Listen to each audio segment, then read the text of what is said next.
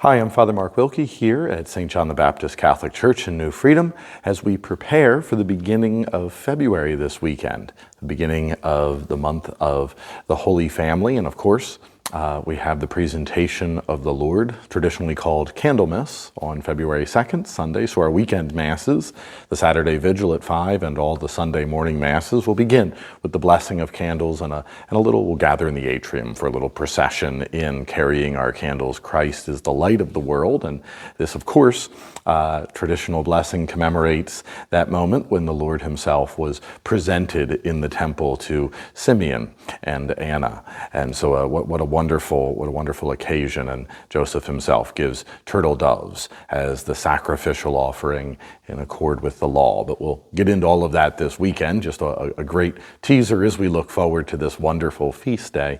A word of sincere gratitude and thanks as we close out the month of January. We close out the 2024 Diocesan DAC campaign, that diocesan annual campaign. We really did extraordinary with that final push in those last 8, 10, 12 weeks there of really encouraging and requesting, and your generous response to those requests for gifts.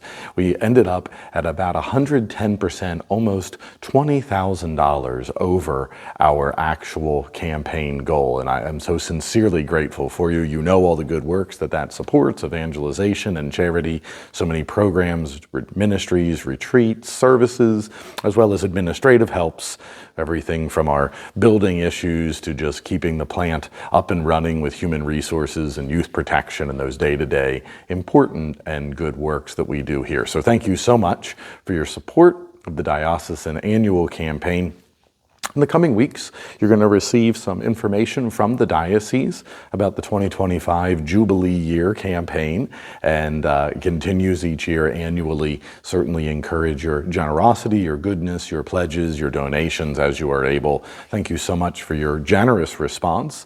We'll be applying, we intend, a conversation with Finance Council, but the overage from this year, applying it into our operating fund as we continue to tack about $40,000 to $45,000 behind budget, which creates then some rather serious decisions that are in front of us. So certainly to be able to apply that overage to that gets us, we're still running a deficit, but helps us in some ways, obviously stressing the importance of that Sunday collection so that programs and operations can continue as budgeted and planned, and as already we get into looking towards next fiscal year and consider what we hope are not, but if there are difficult decisions to be made, certainly our programming and operations is responsive to the Sunday collection. And that's just a way of fiscal management, a good way of stewardship. And I just want to be rather candid with you about that.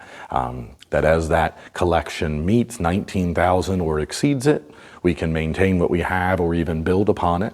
And if it does not, we will make those other decisions, reductions and so forth, in order to have a balanced budget and be good stewards of the money that you entrust to us to use here for our programming and operations. So just want to be very candid about that situation there.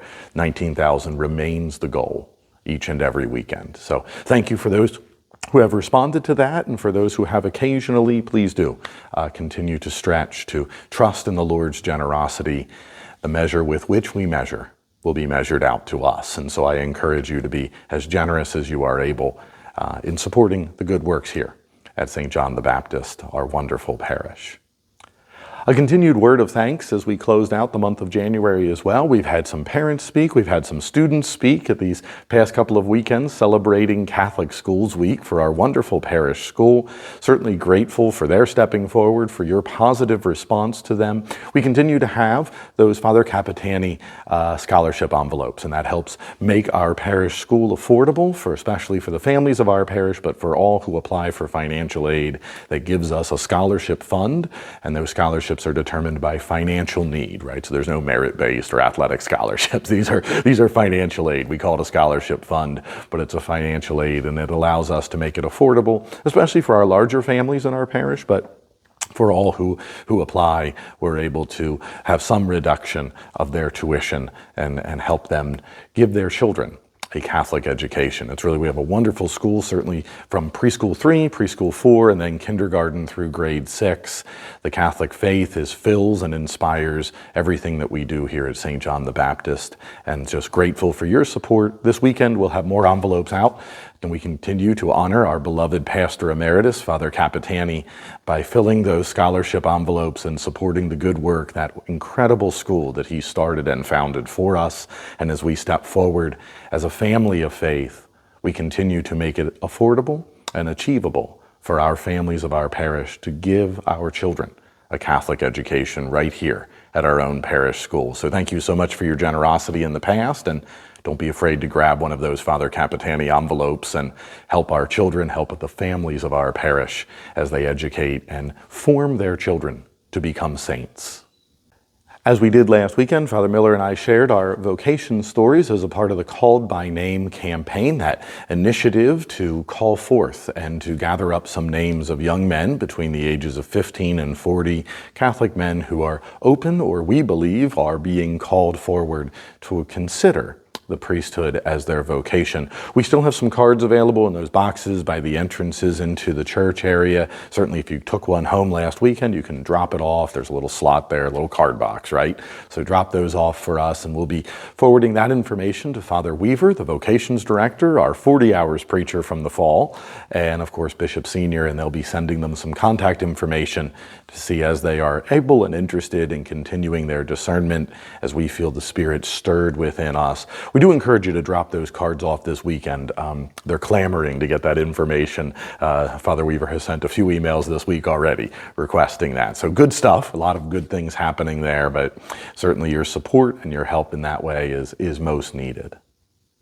And as we begin the month of February, certainly a busy month for us. Lent does not start until March this year, but February's got a lot going on. So the That Man Is You program, the Saturday morning men's group, a great faith-sharing group, starts on February the 8th, Saturday, February the 8th, so next week. That same weekend, the Knights of Columbus are selling subs for the Super Bowl, a wonderful opportunity to support our Knights of Columbus. 8891 is our council here, and they are just strong and vibrant. They support so many of our good works, from everything from cooking and cleaning to their prayers and scholarship funds. So we're grateful to our brother Knights in Council 8891. The following weekend is also a big one. We've got the school bingo on Sunday, the 16th in the afternoon here at the New Freedom Community Center. And of course, we are all concerned, we're all praying for those folks in Southern California, the Los Angeles region, those wildfires that destroyed so much.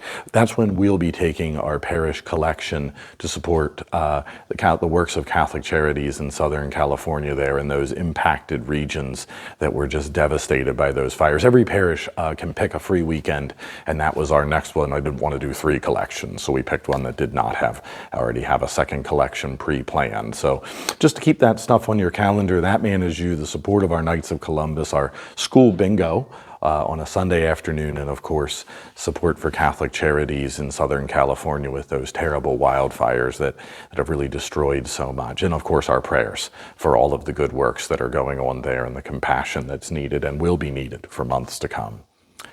Certainly a lot of good things happening in a busy place. So looking forward to praying with you this weekend for the Feast of the Presentation of the Lord. We'll gather in the atrium, grab our candles, and march in with the light of Christ leading us forward.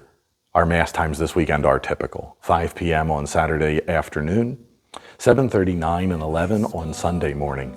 Looking forward to seeing you, looking forward to praying with you. Thanks and God bless.